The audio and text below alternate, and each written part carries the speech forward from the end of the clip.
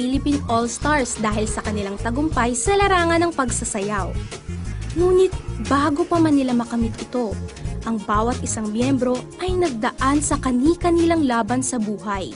Gaya na lamang ng kanilang coach na si Patrick Romero. Ulila sa ama. OFW naman ang ina. Lumaki siya sa poder ng kanyang lolo at tiya. Bata pa lamang ay ninais na niya ang pagpapahalaga mula sa mga tao. Malungkot na parang nag-isip na bakit nila ako iniwanan. So sinabi ko sa sarili ko ng bata ako na dapat hindi ako maging malungkot. Na hindi ko pabayaan sarili ko kasi ako na lang mag-isa eh. Sa pagkakataong ito, napukaw naman ang kanyang atensyon sa pagsasayaw. Nakita ko yon nung may nag-breakdance, kiniliti ako ng pagsasayaw. Subalit hindi naging madali para sa kanya na pasukin ang larangang ito. Ayaw po kasi ng relatives ko na magsayaw, ganun.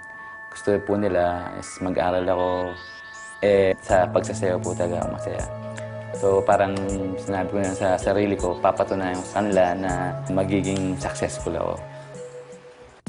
Nangibabaw ang pagsunod niya sa kanyang mga pangarap. Napatunayan niyang likas ang kanyang talento sa pagsasayaw.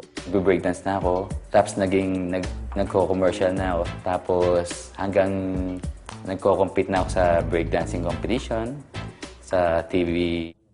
Kaya naman, hindi katakatakang maging choreographer member siya ng Philippine All-Stars. Yung lead choreographer po nila noon, si Ken John, uncle ko po, related po ako sa kanya. Actually, tatlo po sa nila. Yun, hanggang tinuruan na ako magsayaw. Nung umalis po yung uncle ko na lead choreographer po nun, so ako po yung pumalit. Dahil sa pagsasayaw, nakilala ni Patrick ang babaeng kanyang pakakasalan nang magturo siya ng sayaw sa kumpanya nito. Bukod pa rito, nakilala rin ni Patrick ang makapagbubuo sa kakulangang matagal na niyang nararamdaman. Actually, lahat tayo kilala na natin si God. Pero yung parang wala kaming connection, doon ko nasimula na makilala si God dahil sa fiancé ko, dahil kinaguide niya ako. Dati kasi happy-go-lucky lang si Pat nung nakilala ko siya. Tapos nung nakilala din niya si Lord, nakita ko nagkaroon siya ng direction sa buhay. Mas naging serious na siya sa buhay niya. Dati nagsismoke pa si Pat, umiinom, gano'n. Pero ngayon, wala na. As in, walang-wala nung nakilala niya na si Lord.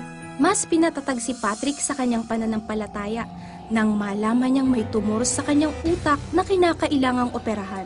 Nung pagkasabi po ng doktor na may tumor ako, tapos may bumulang sa tenga ko na don't worry, anak, I got your back. I know si God po yun. Tapos po sabi ng doktor after kumaoperahan, parang 1 month pa yan bago magsalita. After 3 days, nagsalita na po ako. Nabuo niya kagad yung pyesa namin na parang wala naman nagbago.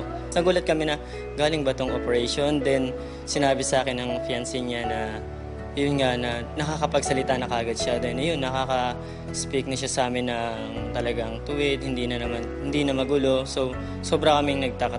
Sa bagong pag-asang natamo ni Patrick sa kanyang buhay, gayon din ang hatid niya sa mga kabataan, kaya naman binuksan nila ang All-Star Dance School. Pangarap po talaga namin magka-studio. One time po, na-invite po kami sa Kenya, Africa to join the competition. Malaki po yung cash prize nun, parang 1M. So nanalo po kami. Yun po yung pinatayo namin studio. Na ang vision po namin is to help kids. Talagang binubuhos niya lahat para lang makuha namin lahat ng steps. Tsaka magaling siya mag-motivate sa amin. Kung dati ay uhaw sa atensyon si Patrick, ngayon naman ay punong-puno ng atensyon at maituturing siya at ang kanyang grupo na karangalan ng mga Pilipino.